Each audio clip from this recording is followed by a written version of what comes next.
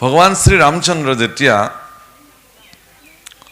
সৰভংগ ঋষিৰ আশ্ৰমলৈকে গৈছিল দণ্ডকাৰণ্যত, সেই সময়ত মহৰ্ষি সৰভংগ ঋষিৰ মানে শৰীৰটোহে এনেই পৃথিৱীত আছে।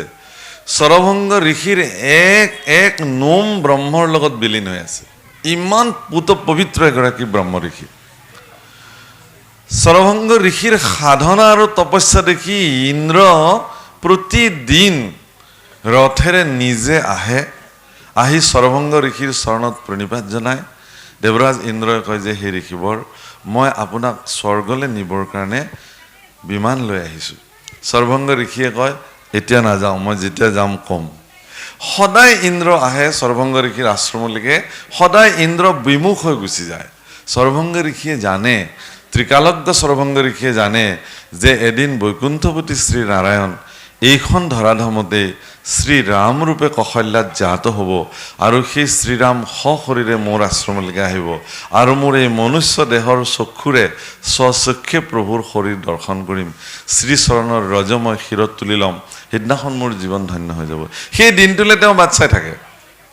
আৰু প্ৰভু ৰামচন্দ্ৰ সেইদিনাখন প্ৰৱেশ কৰিছে সৰভংগ ঋষিৰ আশ্ৰমত। তেওঁলোকে মা জানকী, অনুজ লক্ষ্মণ আৰু শ্ৰীৰাম। হেন সময়তে ইন্দ্ৰৰ ৰথ আহি তাত মানে ৰৈছে। ইন্দ্ৰৰ ৰথ আহি ৰোৱাৰ কাৰণে ৰামচন্দ্ৰ দুৱাৰ মুখতে ৰৈ দিছে। লক্ষ্মণে সুধিছে কিহৰ কাৰণে আমি ইয়াতে ৰৈ দিলোঁ? বোলে ইন্দ্ৰ আহিছে, ইন্দ্ৰৰ আগতে যাওক, তাৰপিছত। লক্ষ্মণে বুজি নাপালে। পৰৱৰ্তী কথা চৰ্চা হৈছে কিহৰ কাৰণে, যে আপোনালোকে জানে যে প্ৰভু ৰাম মৰ্যাদাৰ নিৰ্বাহক, সেইকাৰণে তেওঁৰ আন এটা নাম হ'ল মৰ্যাদা পুৰুষোত্তম বুলি কয়। মৰ্যাদাৰ নিৰ্বাহন কৰাৰ চূড়ান্ত মানে প্ৰতিমূৰ্তি ৰাম। ৰামচন্দ্ৰই যিদিনাখনলৈকে ৰাৱণ বধ কৰা নাই, সিদিনাখনলৈকে তেওঁ লোকক দেখুওৱা নাই যে তেওঁৱেই স্বয়ং ঈশ্বৰ। তেওঁ সাধাৰণ মানুহৰ নিচিনাকৈ আছে। কিন্তু আজি যদি তেওঁ ইন্দ্ৰৰ মুখামুখি হৈ যায়, ইন্দ্ৰইটো চিনি পাব যে এইজনে পৰম ব্ৰহ্ম ৰাম ৰূপে আহিছে, তেতিয়া ইন্দ্ৰই তেওঁক প্ৰণিপাত জনাব। আৰু ইন্দ্ৰই তেওঁক প্ৰণিপাত জনালে পৃথিৱীত এই কথা নিৰ্ণয় হৈ যাব যে স্বয়ং পৰম ব্ৰহ্মই শ্ৰীৰাম ৰূপে আহিছে, যিটো প্ৰভু ৰামচন্দ্ৰই নিবিচাৰে। তো সৰভংগ ঋষি আশ্ৰমৰ পৰা ইন্দ্ৰ গুচি গ'ল আৰু তেওঁ প্ৰৱেশ কৰিলে। এনেকৈ প্ৰত্যেক ঋষিৰ আশ্ৰমে প্ৰভু ৰাম গৈছে আৰু প্ৰত্যেকখন আশ্ৰমতে প্ৰভু ৰামচন্দ্ৰই এটা বিশেষ দৃশ্য দেখিছে। সেই দৃশ্যটো কি, যে মানুহৰ হাড় লাওখলা, গৰুৰ হাড় মুণ্ডৰ পাহাৰৰ নিচিনা দম। প্ৰভু ৰামে সুধিছে এইবিলাক কিহৰ এনেকুৱা? তেতিয়া ঋষিসকলে ৰামচন্দ্ৰক কৈছে যে হে প্ৰভু, এই মাৰিচ আৰু সুবাহু নামৰ দুজন নিশাচৰৰ নেতৃত্বত 60,000 নিশাচৰ এক জাক হৈ আহে আৰু আমাৰ আশ্ৰমবিলাকত প্ৰৱেশ কৰি এই ব্ৰাহ্মণসকলক তেওঁলোকে ভক্ষণ কৰে, খায়, মাৰে আৰু গৌবিলাক বধ কৰে আৰু গৌ মাংস তেওঁলোকে ভক্ষণ কৰে, নিশাচৰবিলাক। আৰু তাৰে হাড় মুণ্ডবিলাক এনেকৈ তেওঁলোকে জমা কৰি ৰাখে ইয়াত। তেওঁলোকে ৰাখিছে এইবিলাক কিহৰ কাৰণে? আমি যেতিয়া যজ্ঞ কৰিম, যজ্ঞৰ ঠিক পূৰ্ণাহুতিৰ সময়ত এই হাড় মুণ্ডবিলাক আনি যজ্ঞ কুণ্ডত তেওঁলোকে পেলাই দি আমাৰ সাধনা বিনষ্ট কৰে। এই কথা শুনাৰ লগে লগে প্ৰভু ৰামচন্দ্ৰই হাতত ধনুখন তুলি ল'লে আৰু প্ৰতিজ্ঞা কাঢ়িলে যে মোৰ জন্মই হৈছে গৌ আৰু ব্ৰাহ্মণৰ হিতৰ অৰ্থে, বাৰে বাৰে মই পৃথিৱীলৈকে আহোঁ। গতিকে মই আজি প্ৰতিজ্ঞা কাঢ়িলোঁ যে এই বসুন্ধৰাক মই নিশাচৰৰ পৰা মুক্ত কৰিম। যেতিয়ালৈকে মুক্ত নকৰোঁ তেতিয়ালৈকে শান্ত হৈ নাথাকোঁ। ইয়াৰো বহুত ধুনীয়া কাহিনী আছে। সীতা দেৱীয়ে প্ৰশ্ন কৰিছে যে আপোনাকনো নিশাচৰবিলাকে কি এনে জগৰ লগালে, কি এনে শত্ৰুতা কৰিলে যে আপুনি নিশাচৰবিলাকক বধ কৰাৰ সংকল্প ল'লে? আপোনাৰ সংগ দোষৰ কাৰণে এইটো হ'ল বুলি কৈছে। জানকীয়ে ৰামচন্দ্ৰক প্ৰবচন দিছে প্ৰভু কল্পনত, সংগ দোষত কেনেকৈ মানুহ নষ্ট হয়। তিনিটা বিশেষ দোষৰ কাৰণে মানুহ স্খলন হয়, এইবোৰ কথা বৰ্ণন কৰিছে। মই প্ৰসংগ নহয় কাৰণে আজি সিফালে নাযাওঁ, কিন্তু এই কথাটোক এই দাসৰ কোৱাৰ প্ৰয়োজন এইকাৰণেই আছিল যে স্বয়ং ভগৱানেই ব্ৰাহ্মণৰ প্ৰতি সন্মান জনাইছে। গতিকে এগৰাকী ভক্ত ৰজা পৰীক্ষিতে এগৰাকী ব্ৰাহ্মণক কৰা অৱমান, নিজে কৰা অৱমানৰ পশ্চাতাপ কৰিছে, অনুভৱ কৰিছে যে মই এইটো ভুল কৰিলোঁ, ইয়াৰ প্ৰায়শ্চিত্ত কেনেকৈ হ'ব। গতিকে যেতিয়া গম পালে যে সমীপ ঋষিৰ পুত্ৰ শৃংগীয়ে তেওঁৰ পিতৃক কৰা অৱমান যোনে কৰিছে তেওঁক তক্ষকে 7 দিনতে দংশন কৰক বুলি অভিশাপ দিলে, এইটো প্ৰাপ্তিৰ পিছত পৰীক্ষিত ধন্য হৈ গৈছে নিজকে। হ'ব, ভাল কথা। আচ্ছা, সেই পৰীক্ষিতে লগে লগে ৰাজকীয় বস্ত্ৰ অলংকাৰ সকলো খহুৱাই থৈ বাকলি বস্ত্ৰ পিন্ধি ঋষি সন্যাসীৰ দৰে স্বৰূপ ধাৰণ কৰিলে আৰু গংগাৰ তীৰত গৈ তেওঁ বহি দিলে। আৰু তাত তেওঁ চিন্তন কৰিলে। প্ৰভু অকল চিন্তন কৰিছে পৰীক্ষিতে, চিন্তা কৰা নাই। আমি হ'লে দুচিন্তাত পৰিলোহেঁতেন, 7 দিনত মোক তক্ষকে দংশন কৰিব। হা, সেইকাৰণে কৈছে যে চিতা চিন্তা সমূহ প্ৰক্তা বিন্দু মাত্ৰ বিশেষত সজীৱম দহতে চিন্তা নিৰ্জীৱম দহতে চিতা। চিন্তা আৰু চিতাৰ বিশেষ পাৰ্থক্য নাই। ওপৰত বিন্দুটো লগাই দিলে চিতাটো চিন্তা হৈ যায়, বিন্দু মাত্ৰ বিশেষত। আমাৰ যেনেকৈ নিৰ্জীৱ এজন মৃতদেহক চিতাই যেনেকৈ ভস্ম কৰি পেলায়, চিন্তায়ো মানুহক জীৱন্ত অৱস্থাতে তিল তিল তিল তিলকৈ দহন কৰে। সেইকাৰণে বৈষয়িক চিন্তা পৰিত্যাগ কৰি ঈশ্বৰৰ চিন্তনত নিমগ্ন হ'ব লাগে। পৰীক্ষিতে এই মুহূৰ্তৰ পৰাই বিষয় চিন্তা পৰিত্যাগ কৰি ঈশ্বৰ চিন্তনত মনোনিৱেশ কৰিলে আৰু গংগাৰ তীৰত গৈ পেলাই কুশবনৰ আসন পাৰি বহি দিলে। ইজন সিজন সিজন সিজনকে ঋষিসকল গ'ল। প্ৰত্যেক ঋষিকে পৰীক্ষিতে এটাই প্ৰশ্ন কৰিছে, ম্ৰিয়মানস্য কিম কাৰ্যম, ম্ৰিয়মান লোকৰ কি কাম। বাৰু যি নহওক, সেই পৰীক্ষিতে সুধিছে যে মৃত্যুমুখী লোকৰ কি কাম। আচ্ছা, এই প্ৰশ্নৰ উত্তৰ শুকদেৱে দিছে। বাকীবিলাকে কি দিছে বেলেগ কথা। শুকদেৱে কি দিছে ভাগৱতত মহাপুৰুষ শংকৰদেৱে বৰ্ণন কৰিছে। প্ৰশ্নৰ উত্তৰ দেওঁ শুনা সাৱধান, কৃষ্ণৰ নামেহে জানা পৰম কল্যাণ। তোমাৰ প্ৰশ্নৰ উত্তৰ মই দিওঁ, হে ৰাজন তুমি শুনা, কৃষ্ণৰ নামে জগতৰ পৰম কল্যাণকাৰী। আৰু ইয়াতো আজি পদত কৈছে, এই কথাখিনিৰ প্ৰাসংগিকতাৰ কাৰণে আমি ইমানখিনি কথা ক'বলগীয়া হ'ল যে কলিযুগে কৃষ্ণ নাম কীৰ্তনহে গতি, হৰিৰ নাম হৰিৰ নাম হৰিৰ নামৈব কেৱলম, কলো নাস্তি নাস্তব্য নাস্তব্য গতিৰ অন্যথা। হৰিনামে হৰিনামে হৰিনামে গতি, হৰিনামে ভকতৰ কেৱলে ভগতি। হৰিনামে একমাত্ৰ গতি। আৰু এই হৰিনাম আপুনি ঈশ্বৰ উপাসনাৰ যি মাৰ্গেই নকৰক কিয় তাক সন্নিৱিষ্ট কৰিবই লাগিব। আপুনি যদি যজ্ঞ কৰে, কি বুলি যজ্ঞ কৰিব? তাত হৰিনামেই ল'ব লাগিব। আপুনি যদি শুদ্ধভাৱে দান কৰিব খুজিছে, ঈশ্বৰৰ নামেৰে দান কৰিব লাগিব, ঈশ্বৰ ভাৱনাৰে। প্ৰভু এই মোৰ নহয় তোমাৰে, তুমি দিবলৈ দিছা কাৰণে তোমাৰ নিমিত্তে দিয়া হৈছে। কিন্তু মই যদি এইবিলাক মোৰ বস্তু মই দিওঁ, এইটো অহংকাৰ হ'ব, দানতে নপৰে এইটো। আমি কেতিয়াবা ডাঙৰ ডাঙৰ নামঘৰবিলাকত বহোঁ, আমাৰ মাধুৰ্যও বহে, ডাঙৰ ডাঙৰ খুঁটাবিলাকত বহিবলৈ দিয়ে, বৰ খুঁটাবিলাকত। আৰু সেই খুঁটাটোৰ পৰা উঠি অহাৰ পিছত কেতিয়াবা কিছুমান মানুহ কয় যে আপুনি যে বহিছিলে পৌষৰ খুঁটাটো, সেইটো আমাৰ ককাই দান দিয়া নামঘৰত। সেই ককাকৰ দিনৰ পৰাই সেইটো আমাৰ খুঁটা আমাৰ খুঁটা আমাৰ খুঁটা বুলি টানটো এতিয়াও আছে নাতিয়েকলৈকে। যিটো দানত টান থাকে সেইটো দানতেই নপৰে বোলে, বুজিছেনে? মই খুব বিনোদ কৰি কওঁ যদিও খুব গুৰুত্বপূৰ্ণ। আমি এবাৰ নামঘৰৰ চিলিং ফেনৰ কাৰণে এজন মানুহ ওচৰত গ'লোঁ। তেওঁ ক'লে বোলে মই ইয়াতকৈও দামী বস্তু দিম, কিন্তু চিলিং ফেন মই দান নিদিওঁ। বোলে কেলে? আমি জানিবলৈ মন গ'ল কি কাৰণত চিলিং ফেন নিদিয়ে আপুনি। বোলে তাৰে পাখিখনততো মোৰ নামটো দাতা হিচাপে লিখা থাকিব, সেইখন ঘূৰি থাকিলে কোনে দেখিব সেইখন যে মই দিছিলোঁ। অন্ততঃ মই দান যে দিছোঁ এই কথাটোতো মানুহ গম পাব লাগিব। আপোনালোকে এইখন চুইচ দি ঘূৰাই থৈ দিব, মই ঘূৰি থাকিম তাতে 14 পুৰুষলৈকে। কোনোবা এজনে বোলে 3খন পাখিত বাপেকৰো নাম লিখিলে, নিজৰ নামটো লিখিলে, পুতেকৰ নামটো লিখিলে। হা, এটাৰ নাম বোলে ৰামলাল, এটাৰ নাম শ্যামলাল, এটাৰ নাম হৰিলাল। ফেন চুইচ দিলে নাম কৰে ৰামলাল, শ্যামলাল, হৰিলাল, ৰাম ৰাম ফেন ঘূৰি থাকে, বুজিছে নাই? এই দানৰ মহিমা।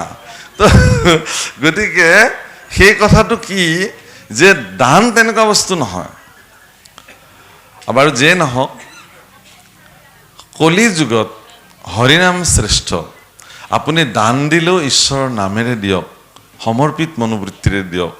তীৰ্থ ভ্ৰমণ কৰিব, ইও ভগৱানক প্ৰাপ্তিৰ এক মাধ্যম হ'ব পাৰে। ঈশ্বৰৰ নাম চিন্তনেৰে তীৰ্থ ভ্ৰমণ কৰক। আপুনি তীৰ্থ ভ্ৰমণ কৰিবলৈ গৈছে জগন্নাথলৈ, হেঁচা ঠেলা কিবাকে প্ৰভুক দেখাবলৈ কৃষ্ণ আৰু হ'ল। আৰু তাৰপিছত ক'ত এই বোলে সাগৰত শংখ কিনিব, খাৰু কিনিব, মালা কিনিব, নাতিটোৰে চোলা কিনিব। আপুনি যিবিলাক মানুহে তীৰ্থ ভ্ৰমণলৈকে আইসকল বাপসকলক লৈ যায়, আহিবৰ সময়ত মানুহজনৰ অৱস্থা নাইকিয়া হৈ যায়। কাৰণ তেওঁ যিকেইটা বেগ হৈ গ'ল, তেওঁতো এটাই দাঙিব নোৱাৰে, 3টা বেগটো হৈয়ে গ'ল। এতিয়া আপুনিহে লৈ গৈছিল, গতিকে আপুনি চব বেগ দাঙি দাঙি ৰেলত তুলিব লাগিব, আপোনাৰ অৱস্থা নাইকিয়া হৈ যাব। সেই তীৰ্থ ভ্ৰমণ। কোনোবা এগৰাকী বৃদ্ধ আয়ে নাযায় জগন্নাথলৈ, জোৰ জবস্তি লৈ গ'ল। নোযোৱাৰো এটা কাৰণ আছে, তেওঁ নাযায় কাৰণে তেওঁৰ ঘৰত কোনো নাই। সেইবাৰ মানে তেওঁৰ ঘৰত বহুত ৰঙালাও লাগিছে। এতিয়া তেওঁ জগন্নাথলৈ যোৱা সেই 9-10 দিনত যদি ৰঙালাওবিলাক কোনোবাই চুৰে নিবতো খাটাং নিয়াটো। গতিকে তেওঁ কৈছে বোলে ৰ'ব, মোৰ ৰঙালাও কেইটাহে, এতিয়া কি হয়, চাব বলক গাঁৱৰ মানুহ, আপুনি বলক জগন্নাথলৈ। এতিয়া গতিকে তেওঁ জগন্নাথলৈ গ'ল তীৰ্থ ভ্ৰমণলৈ। গৈ মানুহে সাগৰ দেখে, মন্দিৰ দেখে, কিবা দেখে। তেওঁ মানে সাগৰ পাৰলৈ গৈ ক'লে বোলে, বা ইয়াতোনো ইমান ৰঙালাও লাগিছেনে? বোলে ক'তনো এইবিলাক ইমান ৰঙালাও? জগন্নাথৰ মন্দিৰতো তেওঁ দেখিলে যে ইয়াত আকৌ ইমান ৰঙালাও কেনেকৈ লাগিছে। বোলে ক'ত আই? বোলে এইবোৰ। তাৰমানে তেওঁৰ মন প্ৰাণ সেই ৰঙালাও কেইটাতে বান্ধি থৈ গ'ল, কেৱল দেহটো গ'ল তীৰ্থ ভ্ৰমণলৈ। গতিকে তেওঁ ৰঙালাও নেদেখি কি দেখিব তাত? গতিকে তীৰ্থ ভ্ৰমণতো ঈশ্বৰ সমৰ্পিত। আজি তীৰ্থ ভ্ৰমণ কৰিছে বিদুৰে, জীৱন ধন্য হৈ গৈছে তেওঁ। এনেকুৱা ভাৰতবৰ্ষত তীৰ্থ নাই য'ত তেওঁ স্নান কৰা নাই, এনেকুৱা ক্ষেত্ৰ নাই য'ত তেওঁ শিৰ নত কৰা নাই। ধন্য।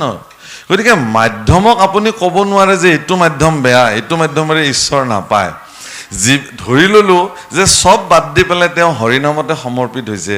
যিবিলাক ব্যক্তিয়ে কেৱল আৰু কেৱল হৰিনামতে সমৰ্পিত হৈছে, সেই যিসকল ব্যক্তিয়ে হৰিনামত সমৰ্পিত হৈ তেওঁলোকে ইতিমধ্যে এইখন ধৰাধাম এৰি গৈছে, সেইসকল যে খাটাং বৈকুণ্ঠত আছে, এই হিচাপটো কাৰ লগত আছে? এই হিচাপটো কাৰ লগত আছে? যে আমাৰ অমুক একদম এশৰণীয়া পুৰা পিয়ৰ ভকত আছিলে, তেখেত এতিয়া বৈকুণ্ঠত কুশলে আছে। এই বাৰ্তাটো কোনে দিব আমাক? কোনে কি মাধ্যমেৰে ঈশ্বৰ প্ৰাপ্তি কৰিছে, এইটো আপুনি মই নিৰ্ণয় কৰিব নোৱাৰোঁ। আপুনি মই নিৰ্ণয় কৰিব নোৱাৰোঁ। মোৰ মনত পৰিছে মাধুৰ্যক কোৱা কথাটো, যে কি আপোনালোকে ক্ষমা কৰিব, মই মাধুৰ্য বুলি কৈছোঁ। মাধুৰ্য মোৰ একদম নিজৰ ভাতৃৰ নিচিনাকৈ, মই মোৰ কনিষ্ঠ ভাতৃৰ নিচিনাকৈ তাক কৰোঁ কাৰণে তেনেকৈ কোৱা গৈছে। আচলতে তেওঁ পূজ্যস্থানত বহি আছে, তেনেকৈ ক'ব নালাগে, তাৰ কাৰণে মাৰ্জনা বিচাৰিছোঁ। কিন্তু যিহেতু কথা পাতোঁ তেনেকৈ আহে।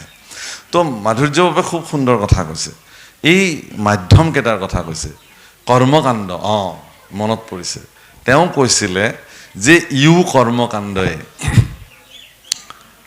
কৰ্মকাণ্ড নকৰাকৈ আপুনি এখন কৰিব নোৱাৰে। কৰ্মকাণ্ড বুলি ক'লেই প্ৰভুসকল আমাৰ মনত এটা ধাৰণা আহে কি, যে যাগ যজ্ঞ পূজা পাতাল বলি বিধান হোম ব্ৰত, ইয়ে কৰ্মকাণ্ড নহয়।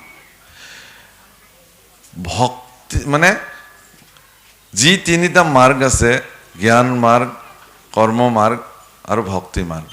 জ্ঞান মাৰ্গত প্ৰতিষ্ঠিত হৈ থাকিবৰ কাৰণে যিখিনি কাম কৰা হয় সেইখিনি জ্ঞান মাৰ্গীয় কৰ্মকাণ্ড। মই মুকলি কৰিছোঁ বিষয়টো, তেওঁ কৈ যোৱা কথাখিনি। যদি কিবা কথাত নহয় মাধুৰ্য ক'ব আপোনালোকক। জ্ঞান মাৰ্গত প্ৰতিষ্ঠা হৈ থাকিবৰ কাৰণে মোৰ যিখিনি পুৰুষাৰ্থ মই কৰিম জ্ঞান মাৰ্গত, সেইখিনি কৰ্মকাণ্ড বোলে, সেইখিনি জ্ঞান মাৰ্গীয় কৰ্মকাণ্ড। কৰ্মকাণ্ডত পুৰুষাৰ্থ সাধন কৰিবৰ কাৰণে মই যিখিনি কৰ্ম কৰিম সেইখিনি কৰ্মকাণ্ডীয় কৰ্মকাণ্ড। ভক্তি মাৰ্গত প্ৰতিষ্ঠা হৈ থাকিবৰ কাৰণে, ভক্তি মাৰ্গেৰে মই নিজৰ পুৰুষাৰ্থ সাধন কৰিবৰ কাৰণে যিখিনি মই নিয়ম নীতি আচাৰ ব্যৱহাৰ পালন কৰিম সেইখিনি ভক্তি মাৰ্গীয় কৰ্মকাণ্ড। বুজিছেনে কথাটো?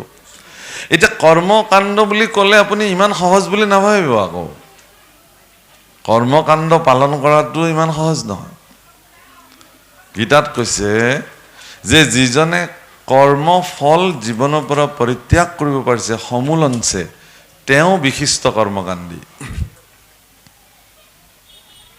এনেকুৱা ধুনীয়া বৰষুণ দিছে মাটিবোৰ ৰখাল হৈছে কোদালখনেৰে খান্দিছে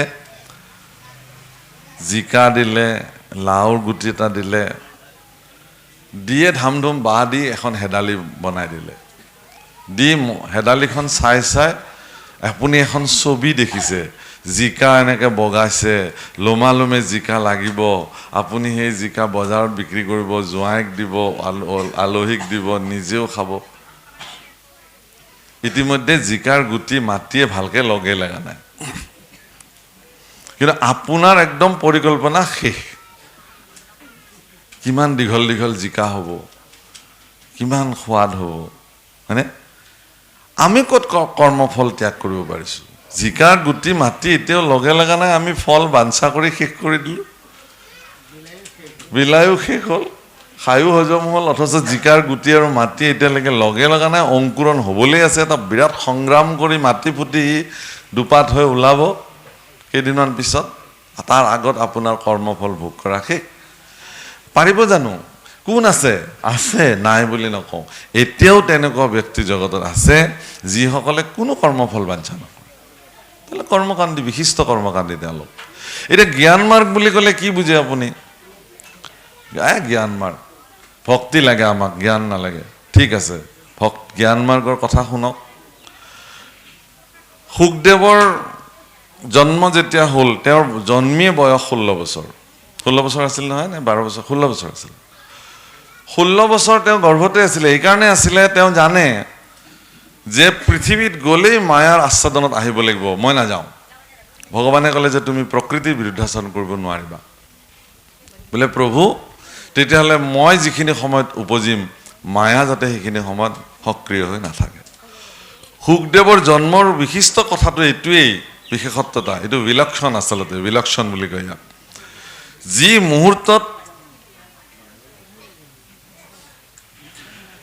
মুহূৰ্তত সুখদেৱৰ ভূমিষ্ঠ হৈছিল সেই মুহূৰ্তত ভগৱানে মায়াক পৃথিৱীৰ পৰা নিষ্ক্ৰিয় কৰি ৰাখিছিল ভগৱান যে মায়াৰ অধিকাৰী ইও এক প্ৰমাণ ইয়াতকে আৰু শ্ৰেষ্ঠ প্ৰমাণৰ প্ৰয়োজন নাই তেওঁ ইচ্ছা কৰিলে মায়াক সক্ৰিয় কৰি ৰাখিব পাৰে নিষ্ক্ৰিয় কৰিব পাৰে কাল মায়াদীৰ অধিকাৰী বুলি যে কৈছো কালৰ যে অধিকাৰী তাৰ প্ৰমাণ কি তাৰো প্ৰমাণ আছে তেওঁ যে মায়াৰ অধিকাৰী তাৰ প্ৰমাণ এইটো এটা বিশিষ্ট প্ৰমাণ আৰু অনেক প্ৰমাণ আছে বাৰু ৰাসৰ ক্ষেত্ৰত আছে এইবোৰ বেলেগ এটা মূল কথাটো হৈছে কি যে সেই সুখদেৱে যিহেতু মায়াৰ প্ৰভাৱতে নপৰিল তেওঁ নিৰ্গুণ হৈ গ'ল সেইকাৰণে তেওঁ নিৰ্গুণ তত্ত্বৰে গতি কৰিলে তেওঁ গুচি গ'ল যে গুচি গ'ল ব্যাসদেৱে মোৰ পুত্ৰ বুলি পিছে পিছে থপলিয়াই গ'ল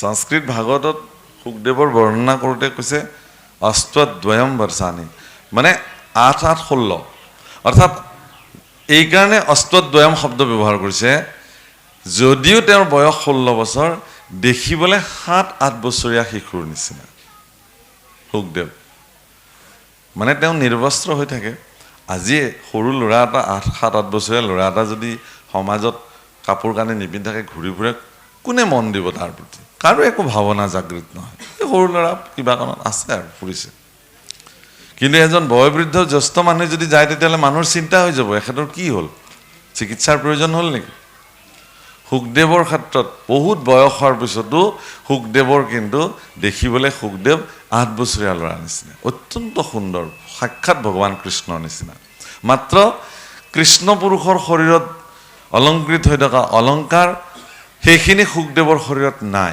পাৰ্থক্য মাত্ৰ ইমান যদি এপদ এপদকে পিন্ধাই দিয়া হয় সাক্ষাৎ ভগৱান হৈ যাব দেখিবলৈ একেই বৰ্ণ একেই শৰীৰ একেই উজ্জ্বলতা সব তো সেই সময়ত এটা সৰোবৰত অপ্সৰাবিলাকে স্নান কৰি আছিলে সুখদেৱ সেইফালেৰে নিৰ্বস্ত্ৰ হৈ কাষেৰে পাৰ হৈ গ'ল অপ্সৰাবিলাকৰ কোনো আপত্তি নাই কিন্তু ব্যাসদেৱ যেতিয়া সেই স্থানত উপস্থিত হৈছে অপ্সৰাবিলাকে তৎক্ষণাৎ সৰোবৰৰ পৰা উঠি দিব্য বস্ত্ৰ পৰিধান কৰি লৈছে ব্যাসদেৱে এই দৃশ্য দেখি কৈছে যে কি তোমালোকে মোক কি বুলি ভাবিলা তাৰমানে মই কি তোমালোকৰ নিৰ্বস্ত্ৰ শৰীৰ চাবলৈ ইয়াত অহা বুলি ভাবিছা নেকি মোৰ নিচিনা এগৰাকী সাধক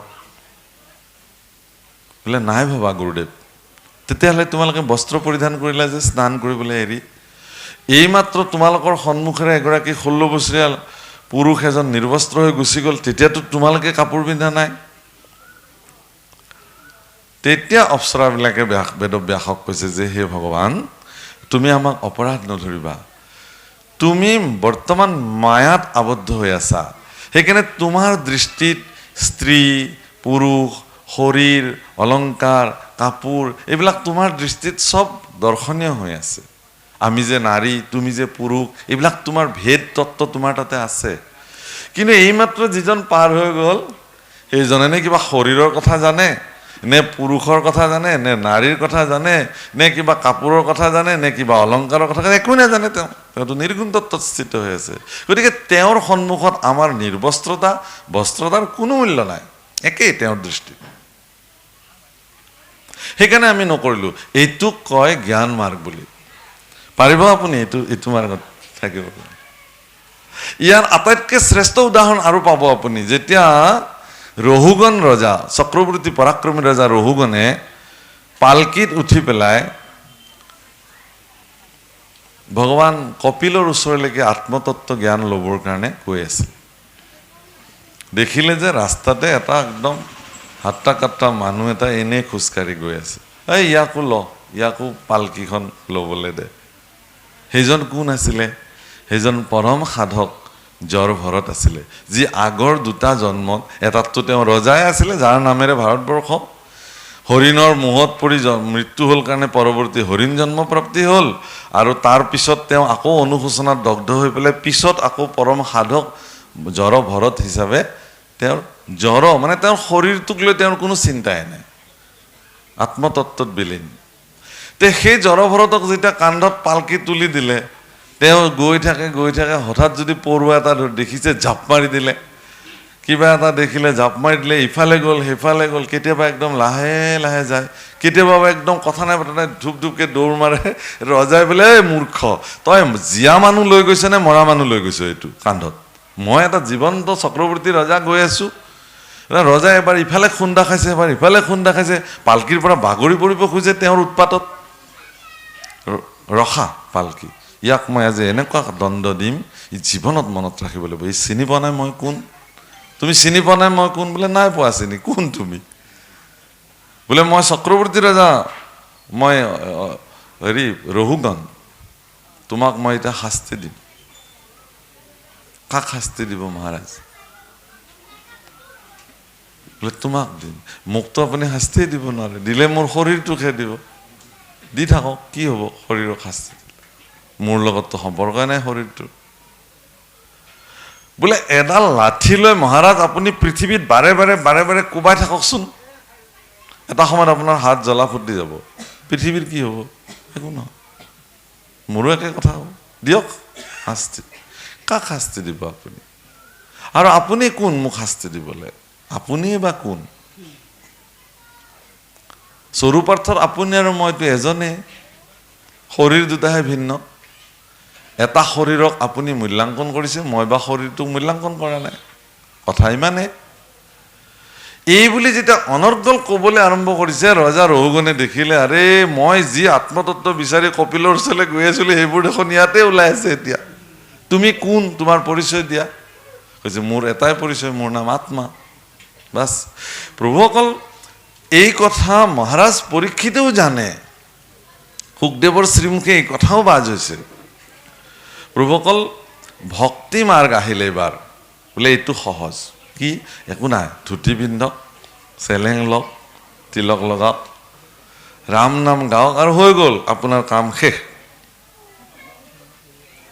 নে বোলে ভক্তি মাৰ্গ তেতিয়াহ'লে গোপীসকলৰ অৱস্থা কি হ'ব সমস্ত পৰিত্যাগ কৰি স্বামী পুত্ৰ সম্পত্তি, ঘৰ দুৱাৰ সকলো পৰিত্যাগ কৰি হে প্ৰভু তোমাৰ চৰণ ভজিবলৈ আহিলোঁ। কিয় আহিলা? তোমালোকে যোৱা গুচি আকৌ। বেয়া কথা হ'ব নহয়, সমাজে বেয়া ক'ব।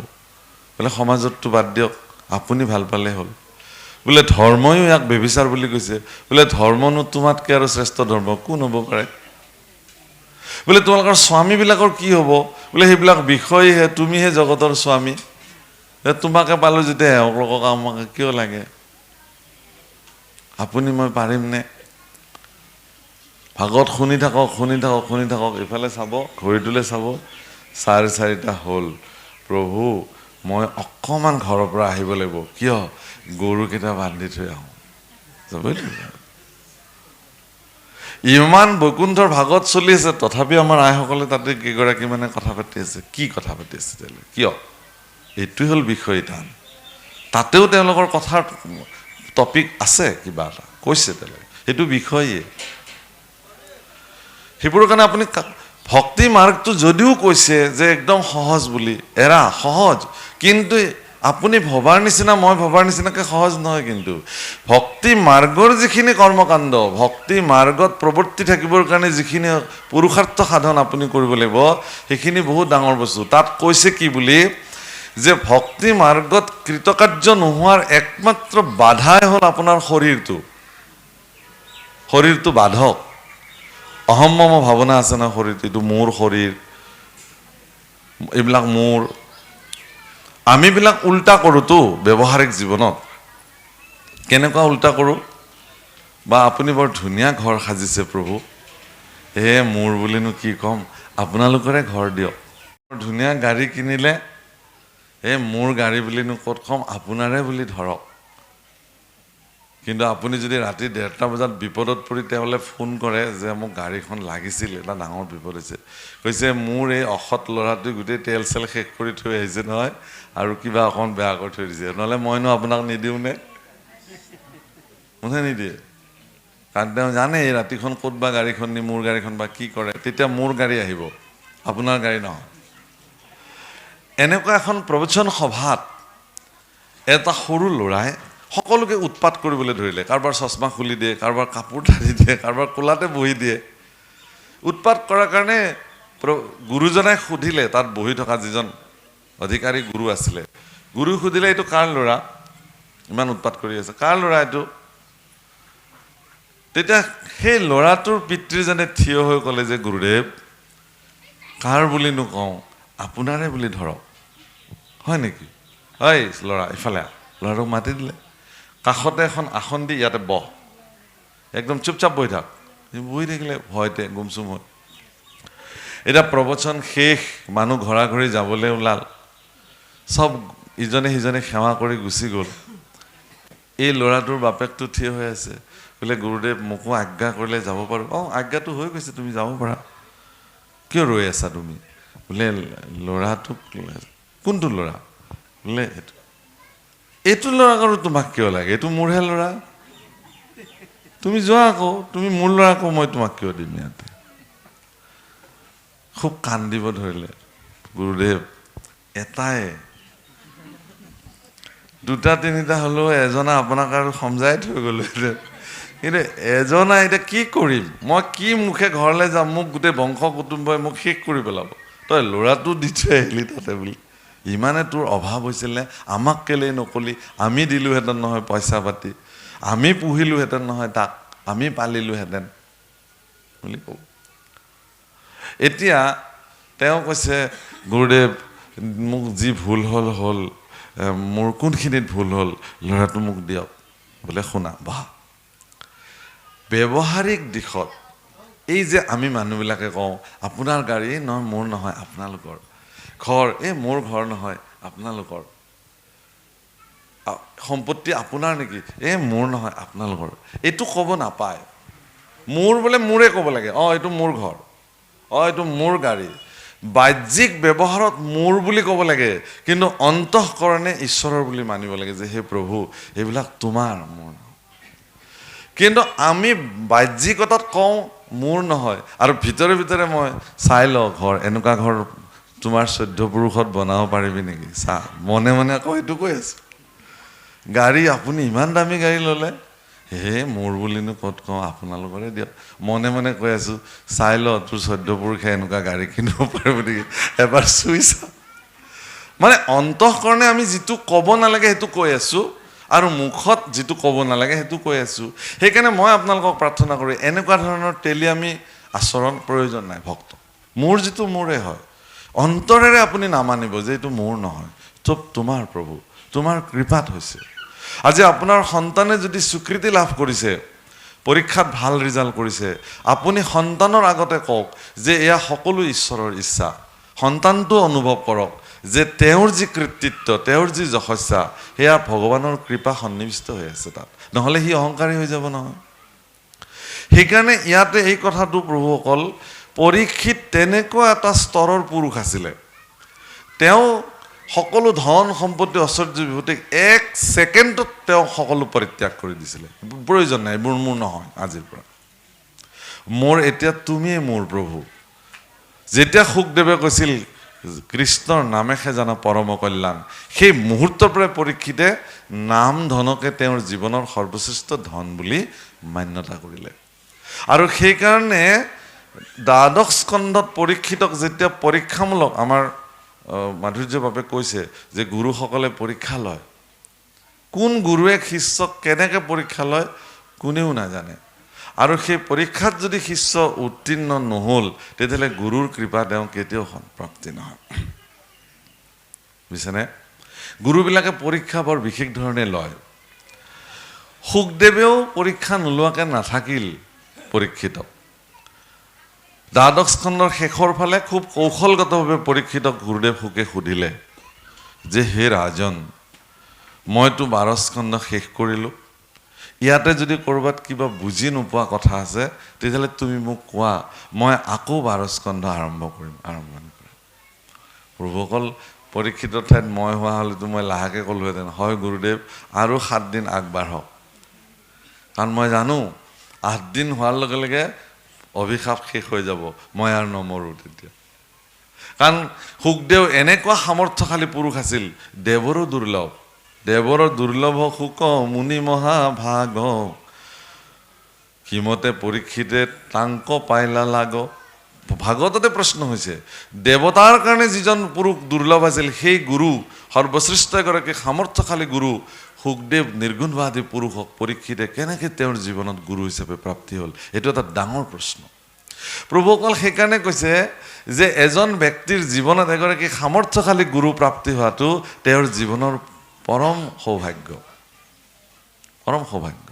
আৰু এগৰাকী সামৰ্থ্যশালী গুৰুৱেও এগৰাকী বিশ্বস্ত আৰু সমৰ্পিত শিষ্য প্ৰাপ্তি হোৱাটো গুৰুৰ কাৰণেও মহাভাগ্য।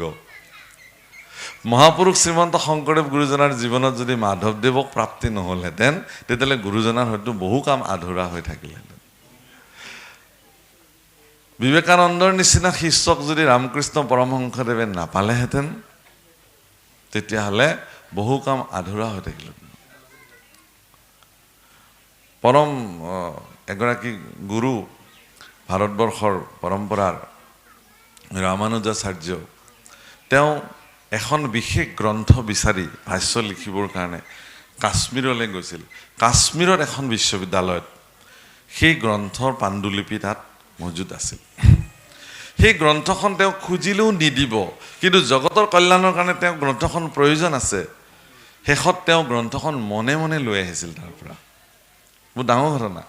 গুৰুসকলে এনেকুৱা কামো কৰিবলগীয়া হৈছে, চুৰ কৰিবলগীয়া হৈছে, নহ'লে জগতৰ কল্যাণ সাধন নহয়। তেওঁ যিখন গ্ৰন্থ লিখিব, কিন্তু তেওঁ কি কৰিলে, সেইখন গ্ৰন্থ যেতিয়া তেওঁ জুলিত ভৰাই পেলাই উভতি দিলে, সেই মন্দিৰৰ যিজন পুৰোহিত আছিল তেওঁক স্বপ্নাদেশ কৰিলে যে তোমালোকৰ অমুক গ্ৰন্থখন কিন্তু ইয়াৰ পৰা অমুক সন্তই লৈ গুচি গ'ল, পাৰা যদি ৰক্ষা কৰা।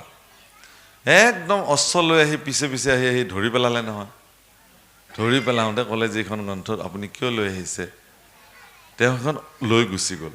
তেতিয়া তেওঁ খুব দুখ পালে, কান্দিব ধৰিলে যে মোৰ কি হ'ব এতিয়া, মইতো, কাৰণ তেওঁৰ ভিতৰৰ পৰা তাৰণা আছে, তেওঁ লিখিব লাগে সেই গ্ৰন্থ জগতৰ কল্যাণৰ কাৰণে।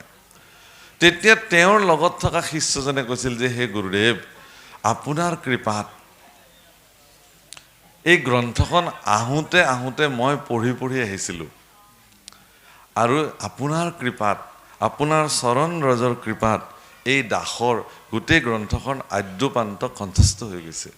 আপুনি আৰু এতিয়া চিন্তা কৰিব নালাগে, এজন শিষ্য তেওঁ আদ্যপান্ত কণ্ঠস্থ হৈছে, তাক পুনঃ লিপিবদ্ধ কৰিছে। গতিকে এগৰাকী সামৰ্থ্যশালী শিষ্য এগৰাকী গুৰুৰ কাৰণে সৌভাগ্যশালী হৈ আহে। সুখদেৱৰ কাৰণেও পৰীক্ষিত সৌভাগ্যশালী, পৰীক্ষিতৰ কাৰণেও সুখদেৱ সৌভাগ্যশালী। মনত ৰাখিব, পৰিপূৰক গুৰু শিষ্য সেইকাৰণে অভেদ তত্ত্ব, এওঁলোকৰ মাজত পাৰ্থক্য কোনো নাই। সেইকাৰণে যিবিলাক সামৰ্থ্যশালী গুৰুৱে যদি বিশ্বস্ত শিষ্য পাই যায় নহয়, হিয়াত লগাই ল'ব, একেলগে শুব, একেখন থালতে খাব, অভিন্ন হৈ যায়, তেওঁলোক ক'ব নোৱাৰা হৈ যায়। এইটো শিষ্য গুৰুৰ সম্পৰ্ক, কোনেও বেলেগে বুজি নাপাব ইয়াক। গতিকে সুখদেৱেও এই কথাখিনিত মানে কি কৰিছে, তেওঁৰ যিটো মহিমা, তেওঁ যিখিনি কথা সুখদেৱে পৰীক্ষিতৰ আগত বৰ্ণন কৰিছে, সেই কথাত এই কথাখিনিক স্পষ্ট ৰূপত প্ৰমাণিত কৰিছে যে কৃষ্ণ নামেই সৰ্বশ্ৰেষ্ঠ। প্ৰভুসকল যিয়ে নহওক, পদত কৈছিলে কি কৈছে যে জানিয়া কৃষ্ণত কৰা একান্ত ভকতি, কলিযুগে কৃষ্ণ নাম কীৰ্তনেহে গতি। কলিৰ যুগত সেইকাৰণে কৃষ্ণ নাম কীৰ্তনে গতি। তাৰ পিছৰ অধ্যায়ৰ